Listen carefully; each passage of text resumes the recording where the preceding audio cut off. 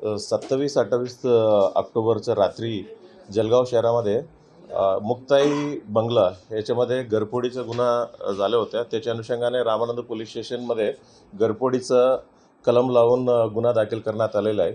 आणि त्याच्यामधलं फिर्यादी आहे ते चेतन देशमुख यांनी फिर्याद दिलं होतं की म्हणजे सोने आणि चांदी सर्व मिळून 6,70,000 रुपयाचं मुद्देमाल गेलं म्हणून त्यांनी फिर्याद दिलं होतं।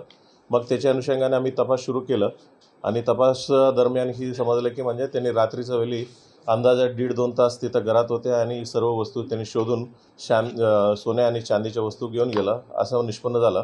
मग त्याच्यामधून म्हणजे त्यांनी जे गाडीत आलं होत्या मग त्या विषयावर माहिती काढलं आणि सखोल चौकशी केल्यावर जळगावचाच रहिवासी आहे जियाउद्दीन शेख ह्यांचा 2 व्हीलर होत्या असं निष्पन्न झालं। मग ह्यांना मदत केल्या म्हणून त्यांना अटक करण्यात आले होते 30 तारीख। आणि नंतर ही जे कोणी ॲक्च्युअल घरफोडी केलं होतं 3 आरोपींचं नाव निष्पन्न झालं आहे आणि 3 आरोपी उल्हासनगरचे रहिवासी होते। मग त्याच्या अनुषंगाने आपलं टीम उल्हासनगरला गेलं आणि त्यांना तपास केले की हे 3 आरोपी ऑलरेडी फरार झाले होते आणि एक्झॅक्टली आम्हाला गोपनीय माहिती प्राप्त झाली आहे ही जे काही मुद्देमाल इथं चोरी केलं होतं त्यांना एक चिराग सय्यद म्हणून ह्या माणसाला विक्री करण्यासाठी त्यांनी ही पूर्ण मुद्देमाल दिला आणि चिराग सय्यद पुढे एक कैलाश खांडेलवार म्हणून एका ज्वेलरला त्यांना विक्री केलं असं तपासादरम्यान निष्पन्न झालं। हे दोन्ही आरोपी जे चिराग आणि कैलाश हे दोन्ही आरोपींना आम्ही कालच्या दिवशी अटक केलं आणि गेलेलं मुद्देमालापैकी 6,70,000 पैकी 6,21,000 रुपयाचं मुद्देमाल आम्ही जप्त करण्यात आलेला आहे। आणि आता 3 आरोपी अटक आहेत आणि 3 आरोपी फरारी आहे। जे फरार झालेल्या आरोपींचं नाव आहे मोहम्मद बिलाल, एजाज अहमद आणि बाबा हे तिन्ही रहिवासी उल्हासनगरचं आहे।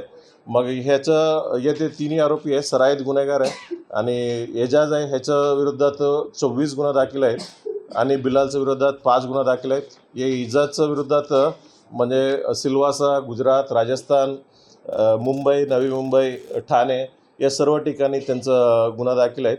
हा एक सराईत गुन्हेगार आहेत अशा आतापर्यंत माहिती प्राप्त झालेलं आहे आणि 3 आरोपींना अटक करण्याचा आमचा प्रयत्न चालू आहे।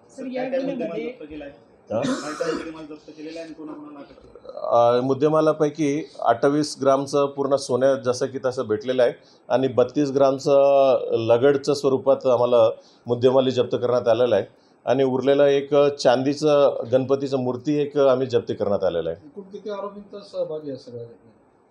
आता 3 प्रत्यक्षात होतं आणि 3 त्यांना गुन्हे करण्यासाठी मदत करणारे 1 माणसं आणि गुन्हे केल्यानंतर मुद्देमाल विकण्यासाठी मदत केलेलं 2 माणसं असं 6 आरोपी होता। 6 पैकी 3 अटक आहेत आणि 3 फरार आहे।